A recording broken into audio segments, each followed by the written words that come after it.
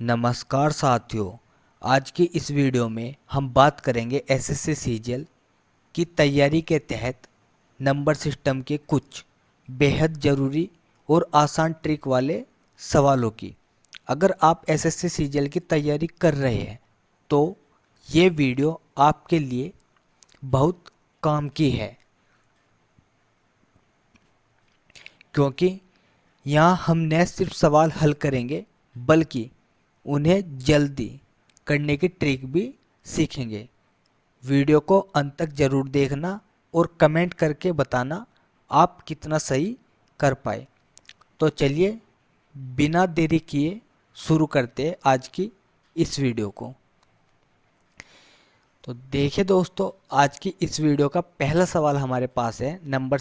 यदि 6 अंकों की संख्या 4x 5 7 3 y संख्या 72 से विभाज्य है तो x प्लस वाई का मान है। यानी कि हमारे पास में ये संख्या है और इस संख्या में हमारे पास में कुछ अंक अज्ञात है। जैसे यहाँ पर 4 है और उसके बाद में x है, ये हमारे पास में अज्ञात है। और यहाँ पर जैसे y है, ये भी हमारे पास में अज्ञात है। और जो ये संख्या हमारे पास में 72 से विभाज्य है तो हमें x प्लस वाई का मान ज्ञात करना है। यानी कि जो हमारे पास में x का मान है और y का मान है उनको जोड़कर हमें बताना है।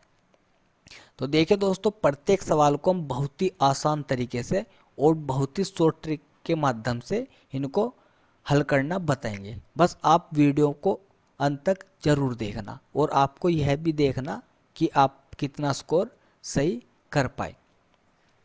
अब देखो, सवाल को हल करने का क्या नियम है। सबसे पहले हम 72 को देखते हैं। यानी कि यह संख्या हमें पता है कि 72 से विभाज्य है। ठीक है, किससे विभाज्य है? 72 से। तो हम 72 को लिखेंगे। सबसे पहले हम इधर 72 लिखते हैं और 72 को हम दो भाग में लिखते हैं, जैसे 8 गुना 9।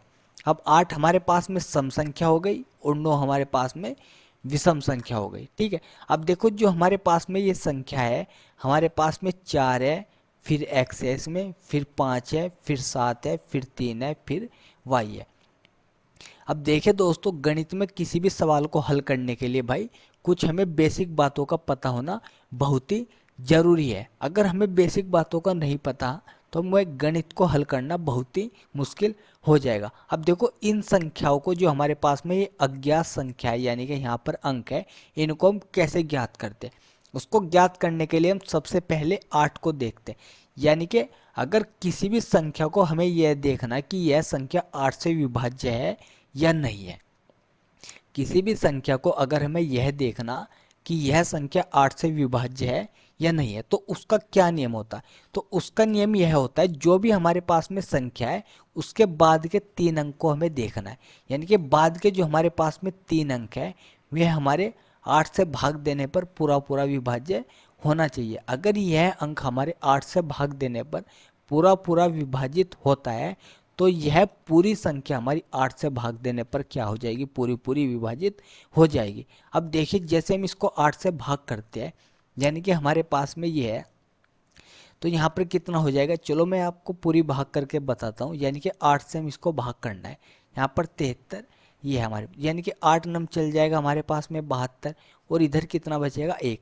अब देखो 1 है यहाँ पर, तो अगर मैं y के स्थान पर 6 लिखूँ, y के स्थान पर 6 लिखा जाए तो 8 दूनी कितना चल जाएगा? 16। और यह संख्या 8 से भाग देने पर पूरा पूरा विभाजित हो जाएगा। तो देखिए दोस्तों, इतना हमें पता चल गया कि जो हमारे पास में y का मान है कितना आ जाएगा? यहाँ पर 6 आ जाएगा। ठीक है, कितना आ जाएगा? y का मान यहाँ पर 6 आ जाएगा, क्योंकि हमने y के स्थान पे क्या लिख दिया? यहाँ पर 6 को लिख दिया। अब देखो, y का मान हमने ज्ञात कर लिया। अब बारी आई x के मान की कि x का मान हम कैसे ज्ञात कर सकते। तो x का मान ज्ञात करने के लिए हम 9 को ध्यान रखेंगे और हमें यह देखना कि किसी भी संख्या को अगर ज्ञात करना है कि यह संख्या 9 से विभाज्य है या नहीं है तो उसका क्या नियम होता है? तो उसका नियम दोस्तों यह होता है, जो तो हमारे पास में संख्या है, जो हमारे पास में संख्या, अब हमारे पास में संख्या क्या हो गई? 4x 5 7 3 और y का कितना आ गया हमारे पास में? 6। ठीक है, y का मान कितना ज्ञात कर लिया हमने 6, क्योंकि y का मान यहाँ पर हमारे पास में क्या। अब x की बारी आई कि x का मान कैसे ज्ञात करेंगे। तो अभी बताया मैंने कि जो संख्या हमें ज्ञात करना है कि यह संख्या 9 से विभाज्य है या नहीं है, तो उसका नियम यह होता है जो हमारे पास में संख्या है उसके अंकों का योग करके देखना।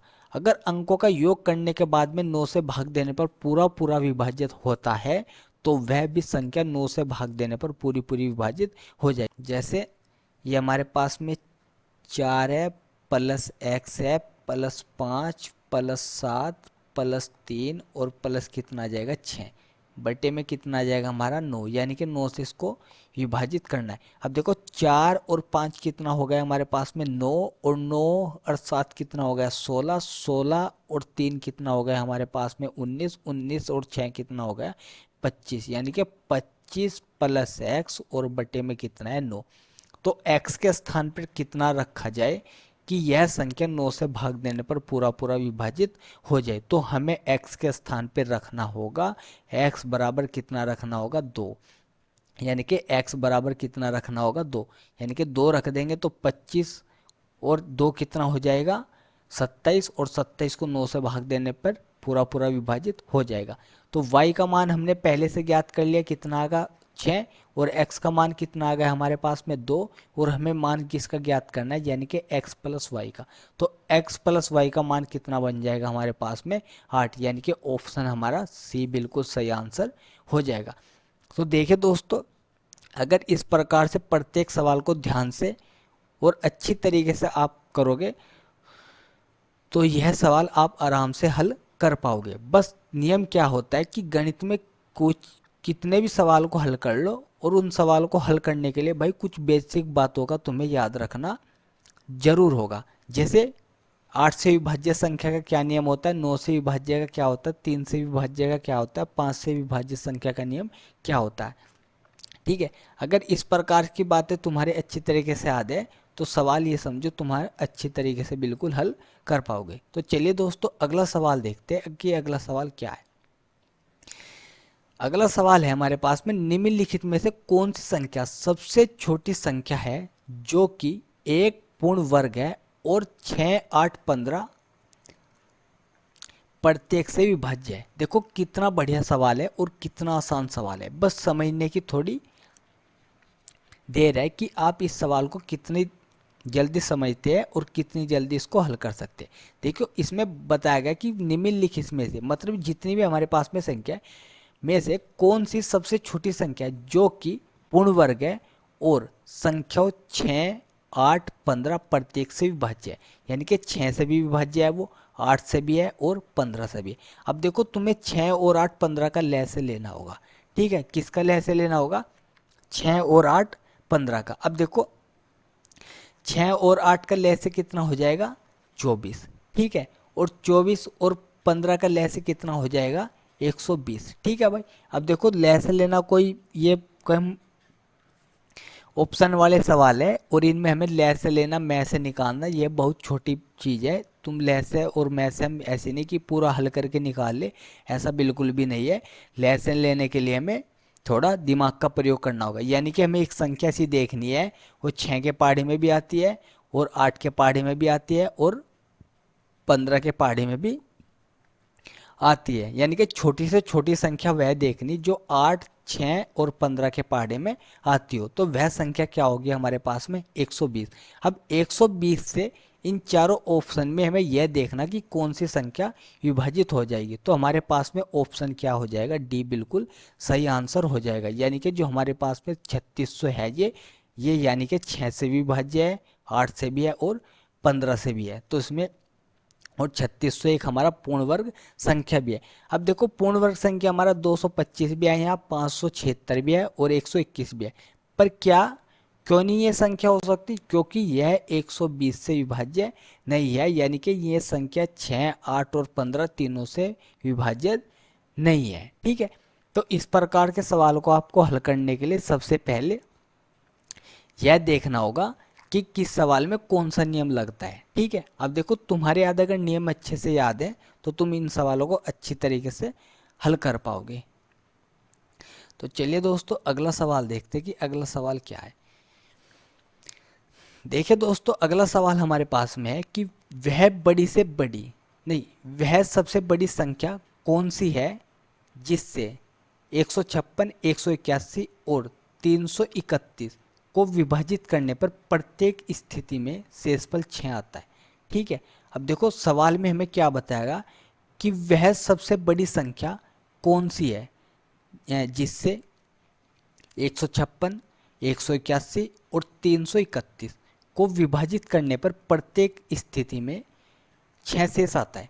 देखिए दोस्तों, यह सवाल भी हमने पिछली कक्षाओं में बहुत आसान तरीके से करे हैं। जैसे ये सवाल थे हमारे पास में कक्षा 4 में और कक्षा 5 में, जैसे पढ़ते थे हम कि वह बड़ी से बड़ी संख्या ज्ञात कीजिए कि इतने इतने पर भाग देने पर प्रत्येक दशा में हमारे पास में 6, 8 जो भी लिखा होता है। तो इसे हल करने के लिए सबसे पहला क्या नियम होता है, इसमें से हम जैसे हमारे पास में क्या है 156, 156 में से 6 घटाएंगे तो कितना बच जाएगा हमारे पास में 150। इसी प्रकार से 181 में से हम 6 घटाएंगे तो कितना बच जाएगा 175।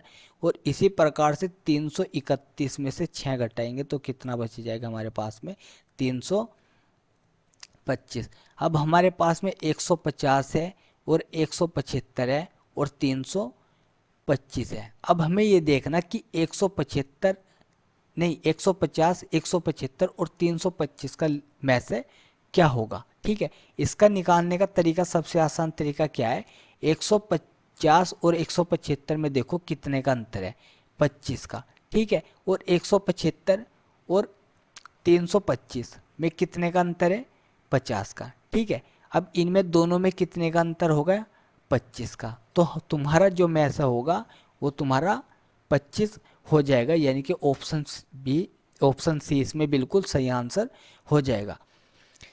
एक बार फिर दोबारा समझो, अगर इस प्रकार के सवाल आते हैं कि वह सबसे बड़ी संख्या कौन सी है, ठीक है, और इस प्रकार से कहते हैं कि प्रत्येक स्थिति में अगर बड़ी से संख्या का नाम आता है तो समझ जाना कि उस सवाल का तुम्हारे से मैं से पूछ रहा है कि मैं से क्या होगा। ठीक है, अब देखो इन संख्याओं को अगर तुम 25 से भाग करते हो, तीनों संख्याओं को अगर तीनों संख्याओं को अलग अलग 25 से भाग करते हो तो प्रत्येक दिशा में तुम्हारा 6 शेष ही बचेगा। तो तुम्हें क्या याद रखना है कि जो भी तुम्हें संख्या मिलेगी उसमें से पहले वह शेषफल माइनस करना होगा। जो भी संख्या तुम्हें मिलेगी उसमें से वह शेषफल तुम्हें माइनस करना होगा, और माइनस करने के बाद में जो संख्या तुम्हें प्राप्त होगी उनका तुम्हें क्या निकालना होगा, में से क्या ज्ञात करना होगा, में से। अगर में से तुम अपने हिसाब से डायरेक्ट ज्ञात कर सकते हो एकदम, जैसे 150, 175 और 325 का में से क्या होगा, 25। अगर ऐसे ज्ञात कर सकते हो डायरेक्ट तो ऐसे कर लेना। अगर ऐसे भी नहीं निकलता तो सबसे आसान तरीका क्या है कि तुम 150 और 175 में अंतर देखना कितना। 150 और 175 में अंतर कितना आ गया, 25 का। ठीक है, और इसमें अंतर कितना आ गया, 50 का। और इनमें दोनों में अंतर कितना आ गया, 25 का। तो इनका जो में से होगा वो क्या हो गया, 25, यानी कि ऑप्शन सी हमारा बिल्कुल सही आंसर हो जाएगा। तो चलिए दोस्तों अगला सवाल देखते हैं कि अगला सवाल क्या है।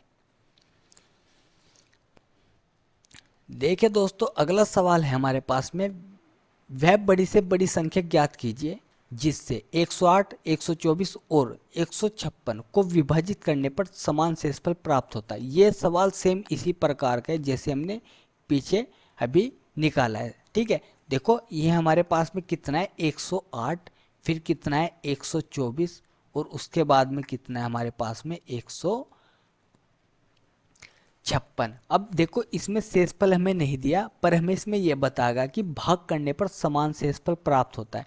वह चाहे हमें शेषफल 0 प्राप्त हो जाए चाहे 3 प्राप्त हो, यानी कि एक संख्या ऐसी है अगर हम उसको 108 से भाग दे दे तब भी वही शेषफल आता है, अगर उसी संख्या को 124 को भाग दे दे तब भी वही शेषफल आता है, अगर 156 को भाग दे दे तब भी वही शेषफल आता है। तो तुम्हें याद रखना, अगर बड़ी से बड़ी संख्या का नाम आता है कि वह बड़ी से बड़ी संख्या याद कीजिए तो हमेशा उसके में से की बात करता है। ठीक है, यानी कि एचसीएफ की बात करता है। अब देखो एचसीएफ निकालने का सबसे आसान तरीका है, 108 और 124 में कितने का अंतर हो गया, यानी कि 16 का। ठीक है, और 124, 156 में कितने का अंतर हो गया, 32 का। ठीक है, और 16 और 32 में कितने का अंतर हो गया भाई, 16 का। ठीक है, यानी कि ऑप्शन तुम्हारा डी बिल्कुल सही आंसर हो जाएगा। ठीक है, इस प्रकार से इन सवालों को भाई तुम्हें हल करना और इस स्टेप को तुम्हें बहुत गंभीरता से याद रखना। ये स्टेप काफ़ी सवालों में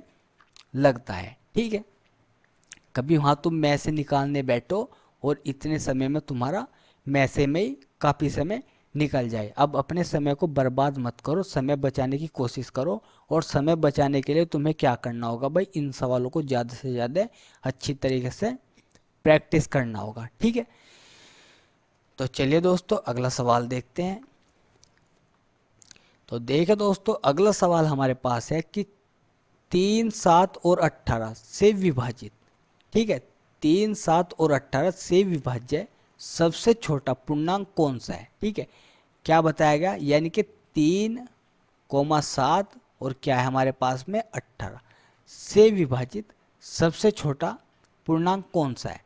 अब देखो, हमें ज्ञात ये करना है कि इन चारों ऑप्शन में से ऐसी कौन सी संख्या है जो 3 से भी विभाजित है, 7 से भी है और 18 से भी है। तो इस स्थिति में हमें क्या करना होगा, हमें 3, 7 और 18 का क्या ज्ञात करना होगा, लैसे ज्ञात करना होगा। अब देखो 3 और 7 18 का लैसे हमारे पास में कितना आ जाएगा, 126 आ जाएगा। ठीक है, लैसे को तुम्हें इतनी अपनी भाई प्रैक्टिस करनी होगी जिससे तुम किसी भी संख्याओं का लैसे अपने आप से खुद से बता सको और ज्ञात करने की आवश्यकता बिल्कुल भी ना हो। अब देखो, ऐसे अगर ज़्यादा बड़ा लैसे नहीं ले सकते तो ऐसा देख लो, 3 का और 7 का लैसे कितना आ जाएगा, 21। ठीक है, और 21 और 18 का कितना आ जाएगा, 126।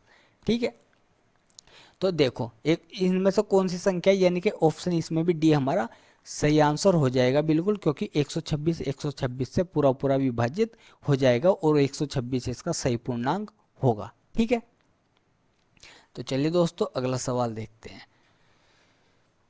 देखो दोस्तों, अगला सवाल भी हमारे पास में आसानी सवाल है ये और बहुत बढ़िया सवाल है। अगर आपने इन सवालों को अच्छी तरीके से दिमाग में बैठा लिया और अच्छी तरीके से नियम को समझ गए तो आप इन सवालों को बिना हल किए इनके उत्तर को आप आसानी से बता सकते हो। अब देखो, ये सवाल है हमारे पास में कि वह छोटी से छोटी संख्या कौन सी है जिससे यानी कि हमारे पास 3627 में जोड़ने पर प्राप्त योग 4, 5, 6 और 18 से पूर्णतः विभाज्य होगा। अब देखो किसका नाम आया छोटी से छोटी संख्या का। अब तक के जो सवाल थे बड़ी से बड़ी संख्या के नाम थे, अब आया छोटी से छोटी संख्या का नाम। हमें बताया गया कि वह छोटी से छोटी संख्या कौन सी है जिसे 3627 में जोड़ने पर प्राप्त संख्या योग, यानी कि जो संख्या होगी अगर 3627 में वह जोड़ दिया जाए तो 4, 5, 6 और 8 से पूर्णतः विभाज्य होगा, यानी कि वह संख्या इससे पूर्ण से विभाज्य होगा। तो इसे करने का क्या तरीका है, तुम्हारे पास में जो 4, 5, 6, 8 है इनका लैसा ज्ञात करना होगा तुम्हें। 4 का, 5 का, 6 का और 8 का लैसा ज्ञात करना होगा। इनका लैसा तुम्हारे पास आ जाएगा भाई 120। ठीक है, 4 का, 5 का, 6 का और 8 का लैसे कितना होगा, 120। अब देखो 120 से हम किसको भाग करेंगे, 3627 को हम भाग करेंगे। 120 से हम 3627 को भाग करेंगे तो हमारे पास में आ जाएगा, ये 3 बार चल जाएगा 360। ठीक है, और यहाँ पर हमारे पास में कितना बच जाएगा, 27। अब ये जो तुम्हारे पास में 27 शेष बचा है, कितना शेष बच गया है यहाँ पर, 27। 120 में से हम 27 को माइनस कर देंगे और 120 में जब 27 को माइनस करेंगे तो हमारे पास में कितना बच जाएगा, 93। तो वह संख्या क्या है हमारे पास में, 93 है, यानी कि ऑप्शन ए हमारा बिल्कुल सही आंसर हो जाएगा। ठीक है, अब देखो दोस्तों इन सवालों को इस तरीके से समझना होगा, यानी कि अगर हमारे पास में जो संख्या है यह क्या है हमारे पास में 36 और 27, अगर 36 और 27 में हम 93 को और जोड़ दें, ठीक है, तो हमारे पास में यहाँ पर कितना आ जाएगा 0, यहाँ पर कितना आ जाएगा 2 और यहाँ पर कितना आ जाएगा हमारे पास में 7 और यहाँ पर आ जाएगा हमारे पास में 3, यानी कि 3720 यह संख्या बन जाएगी। और यह 3720 संख्या 4 से 5 से 6 से और 8 से पूर्ण से विभाज्य पूर्णतः विभाज्य यानी कि हो जाएगी, भाग देने पर पूरा पूरा विभाजित हो जाएगा। अगर इसी सवाल में यहाँ पर बोलता कि वह छोटी से छोटी संख्या कौन सी होगी जिससे 3627 में से घटाने पर प्राप्त संख्या, मतलब में से घटाने पर प्राप्त संख्या 4, 5, 6 और 8 से पूर्णतः विभाज्य है, तो फिर क्या करते हैं? फिर जो हमारे पास में 120 है, इस सब भाग देने पर जो हमारे पास में ये शेषफल बचता, जो हमारे पास में 27 शेषफल बचता, फिर हम इसमें से 3627 में से 27 को माइनस करते।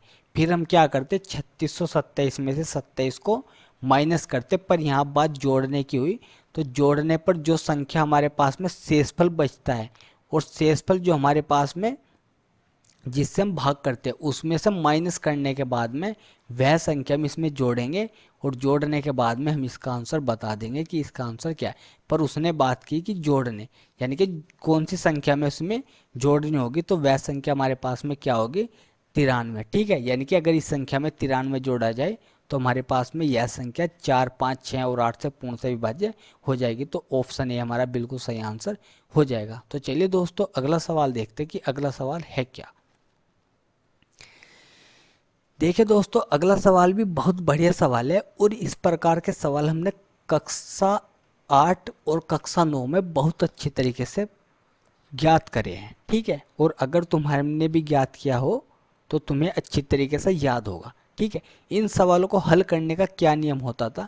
जैसे हमारे पास में 25 की पावर 3 माइनस 75 की पावर 3 और प्लस 50 की पावर 3। अब हमें इनके 25 का घन ज्ञात करना, ना 75 का घन ज्ञात करना और ना ही 50 का घन ज्ञात करना। इसका सूत्र होता है हमारे पास में, अगर हमारे पास में सूत्र की बात की जाए, सूत्र तो सूत्र इसका यह बनता था, अगर हमारे पास में a प्लस बी प्लस सी बराबर 0 है तो सूत्र बनेगा a की घात 3 प्लस b की घात 3 प्लस c की घात 3 बराबर बनेगा हमारे पास में 3ab। ठीक है, अब देखो सबसे पहले हम ये जांच करेंगे कि a प्लस बी प्लस सी बराबर 0 है या नहीं है। अगर 0 है तो यह सूत्र लगा देंगे, अगर 0 नहीं है तो यह सूत्र बिल्कुल भी नहीं लगाएंगे, क्योंकि यह सूत्र फिर बिल्कुल भी इसमें नहीं लगेगा। ठीक है, अब देखो यहाँ पर कितना है हमारे पास में 25, फिर कितना है माइनस 75 और फिर कितना हो जाएगा 50। अब 50 और 25 कितना हो गया 75, 75 माइनस कितना आ जाएगा 75 और बराबर कितना होगा 0। तो यह इसमें सूत्र लग जाएगा, क्योंकि इसका a प्लस बी प्लस सी बराबर क्या है 0। अब यहाँ पर कितना लिखेंगे हम 3 और a का मान कितना हमारे पास में 25, b का मान कितना हमारे पास में माइनस का 75 और c का मान कितना हमारे पास में 50। ठीक है भाई, अब हमें साइन के साथ में संख्या लिखनी पड़ती है। यहाँ पर हमने प्लस के 50 क्यों नहीं लिखा? क्योंकि प्लस के साइन को लगाओ या ना लगाओ प्लस का ही पढ़ा जाता है, पर माइनस का साइन हमें लगाकर दिखाना होगा। अब इन संख्याओं की आपको चारों संख्याओं की गुना करके देख लेना, और गुना करने के बाद में जो भी तुम्हारे पास ऑप्शन होगा वो तुम्हारा सही ऑप्शन हो जाएगा। ठीक है, तो चलिए दोस्तों अगला सवाल देखते हैं कि अगला सवाल क्या है। देखिए दोस्तों अगला सवाल भी एक बहुत बढ़िया सवाल है और इस प्रकार के सवाल अक्सर कर बहुत अधिक बार पूछे जाते हैं, पर ये सवाल थोड़े घुमाने वाले सवाल होते हैं। देखो इसमें क्या बताएगा, इसमें क्या है कि दी गई दो प्राकृतिक संख्याओं के अंतर का घन, ठीक है, कितना है 1728 है, जबकि दी गई दोनों संख्याओं का गुणनफल 108 है। दी गई इन दोनों संख्याओं के घनों का अंतर ज्ञात करो। अब देखो सवाल क्या है, यानी कि हमारे पास में कोई दो संख्या है, एक x है और एक y है। इसमें बताया गया कि दी गई दो प्राकृतिक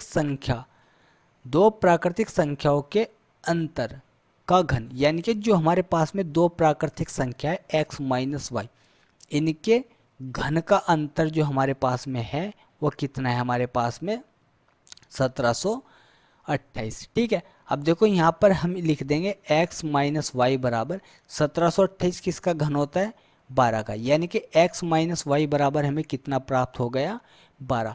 उसके बाद में है जबकि दी गई इन दोनों संख्याओं का गुणनफल कितना है 108, यानी कि x और y बराबर कितना है हमारे पास में 108। अब देखो हमें ऐसी दो संख्या ज्ञात करनी, अगर गुणा कर दी जाए तो कितना प्राप्त होना चाहिए हमें 108, और दोनों का अंतर कितना होना चाहिए 12। तो ऐसी संख्या हो सकती है, ये हमारे पास में x का मान कितना बन जाएगा यहाँ पर हमारे पास में 18, और y का मान कितना बन जाएगा हमारे पास में 6, क्योंकि 108 होता है, 18 छक्की हमारा कितना होता है 108, यानी कि अगर 18 की गुणा 6 में करी जाए तो 108 आ जाएगा, और अगर 18 में से 6 घटाया जाए तो कितना आ जाएगा हमारे पास में 12 आ जाएगा। इसके बाद में हमें इस सवाल में बताया, इसने बोला कि दी गई इन दोनों संख्याओं के घनों का अंतर ज्ञात कीजिए। अब इन दोनों संख्याओं के हमें घनों का अंतर ज्ञात करना है, यानी कि हमें 18 की पावर 3 और -6 की पावर 3 का अंतर ज्ञात करना है। अब देखो जो हमारे पास में 18 है, 18 का घन होता है हमारे पास में 5832 माइनस, और 6 का घन कितना होता है हमारे पास में 216। ठीक है, जब 5832 में से 216 घटाएंगे तो हमारे पास में बच जाएगा ये 5616। ठीक है, और 5616 हमारे पास में ऑप्शन बी हमारे पास में बिल्कुल सही आंसर हो जाएगा। ठीक है, अब देखिए दोस्तों, इन सवाल को समझने के लिए आपको बहुत गंभीरता से देखना होगा, क्योंकि इस सवाल में पहले क्या लिखा था, शुरू में लिखा गया था कि दी गई दो प्राकृतिक संख्या, यानी कि दो प्राकृतिक संख्या क्या लिखा हमने x और y। ठीक है, संख्याओं के, यानी कि जो दो संख्याओं है के अंतर का घन, यानी कि जो हमारे पास में ये दो संख्या है इनके अंतर का घन ज्ञात करना है, यानी कि अंतर का घन क्या बनेगा x माइनस वाई की पावर 3 बराबर कितना है हमारे पास में 1728। अब इसकी पावर की 3 से इधर घन लगाएंगे हम निशान, तो x माइनस वाई बराबर कितना बचेगा हमारे पास में 12। इसके बाद में बताया गया था कि जबकि दी गई इन दोनों संख्याओं का गुणनफल, गुणनफल का मतलब होता है गुणा करने के बाद में जो हमें प्राप्त हुआ, यानी कि अगर x और y की गुणा कर दी जाए तो कितना प्राप्त हो जाए हमें 108। उसके बाद में हमें ज्ञात करना है कि दी गई इन दोनों संख्याओं के घनों का अंतर। अब जो हमारे पास में दो संख्या है, अगर इनका घन कर दिया जाए तो उनका अंतर कितना होगा। अब यहाँ से हमने संख्या ज्ञात करी, संख्या कैसे ज्ञात की कि हमें ऐसी संख्या देखनी है, अगर गुणा कर दी जाए 108 और घटा दिया जाए कितना बचे 12। ठीक है, तो हमने क्या ज्ञात किया, यानी कि हमने देखा 108 किसके पाड़े में आता है, तो उसमें लिखा हमने 18 और 6। अगर 18 और 6 की गुणा कर दी जाए 108 घटा दिया जाए तो 12, और उसके बाद में हमने क्या किया कि दोनों संख्याओं के घनों का अंतर 18 की पावर 3 माइनस 6 की पावर 3, यहाँ पर कितना आ जाएगा 18 का घन 5832 और 16 का घन कितना आ जाएगा 216, घटाकर कितना बचा हमारे पास में 5616। ऑप्शन बी हमारा बिल्कुल सही आंसर हो जाएगा। तो चलिए दोस्तों अगला सवाल देखते हैं। देखिए दोस्तों, अगला सवाल हमारे पास है कि किसी संख्या को 221 से विभाजित करने पर शेषफल 30 रहता है, यदि उसी संख्या को 13 से विभाजित किया जाए तो शेषफल ज्ञात कीजिए। बहुत ही आसान सवाल है, बस थोड़ा समझने की बात है। यानी कि अगर किसी संख्या को 221 से विभाजित करने पर शेषफल 30 रहता है, यदि उसी संख्या को 13 से विभाजित किया जाए तो शेषफल ज्ञात कीजिए। अब देखो, यानी कि ये 30 है हमारे पास में, इसको हम 13 से विभाजित कर देंगे। 13 से विभाजित करने के बाद में पहाड़ा कितनी बार चल जाएगा हमारे पास में, यानी कि 30 को जब 13 से विभाजित करेंगे 13 दूनी 26, और शेषफल कितना बच जाएगा 4।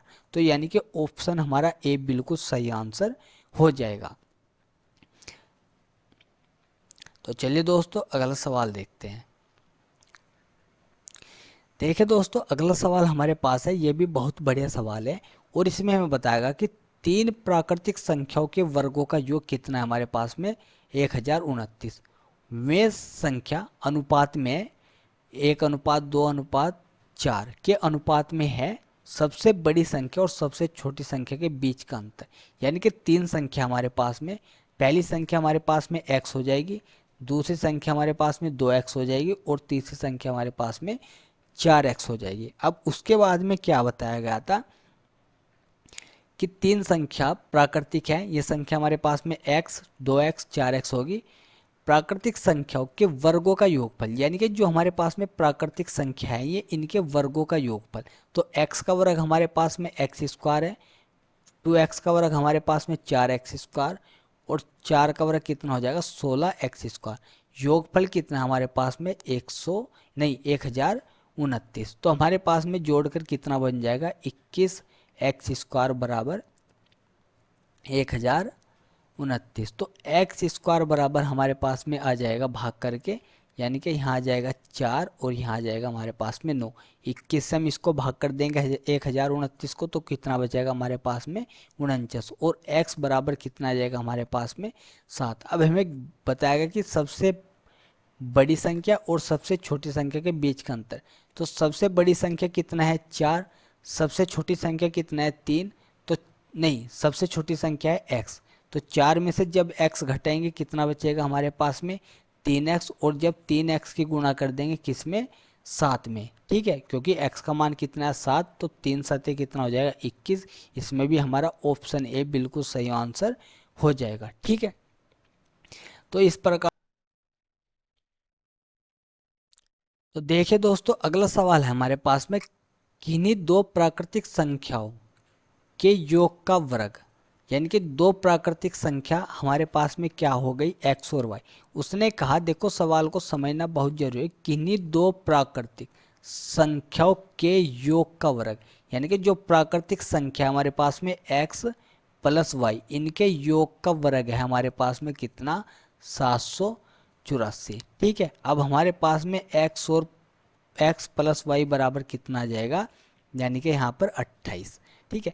फिर क्या, जबकि दी गई दोनों संख्याओं का गुणनफल, यानी कि x और y बराबर कितना आ जाएगा हमारे पास में 192, ठीक है। तो अब जो हमें क्या कि इन दोनों संख्याओं के वर्गों का धनात्मक अंतर ज्ञात कीजिए। अब देखो, ऐसी दो संख्या ज्ञात करनी होगी जिनका गुणा करने पर कितना है 192 और जोड़ने पर कितना है 28। तो 192 और 28 हमें अभाज्य गुणनखंड करके देख लेंगे 192 के, ठीक है। यहाँ से 2 से भाग करा तो हमारे पास में कितना आ गया 9, और यहाँ पर 6 आ गया। फिर 2 से भाग करा कितना आ गया 48, फिर 2 से भाग करा कितना आ गया हमारे पास में 24, फिर 2 से भाग करा कितना आ गया 12, ठीक है। अब देखो, 2 4, 4 दूनी 8, 8 दूनी 16, 16 और 12 हो जाएंगे, क्योंकि 16 और 12 कितना होगा 28। अगर 16 की और 12 की गुणा करी जाए तो कितना आ गया हमारे पास में 192। तो कुल मिला के हमारे पास में x का मान कितना आएगा 16 और y का मान कितना आ जाएगा 12। अब इसमें कहा गया कि दोनों संख्याओं के वर्गों का धनात्मक अंतर, यानी कि 16 का वर्ग और माइनस 12 का वर्ग। 16 का वर्ग कितना होता है 256, माइनस 12 का वर्ग 144। जब घटाएंगे तो कितना बच जाएगा हमारे पास में 1 2, यहाँ पर 1 और यहाँ पर 1, यानी कि 112। ऑप्शन हमारा डी बिल्कुल सही आंसर हो जाएगा।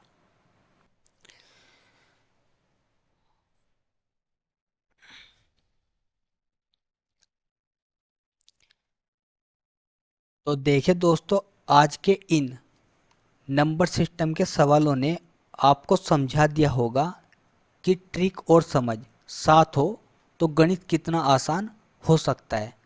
अगर वीडियो पसंद आए तो लाइक करो और कमेंट में बताएं आपको कौन सा सवाल सबसे बढ़िया लगा है। मिलते हैं अगली वीडियो में, तब तक के लिए धन्यवाद।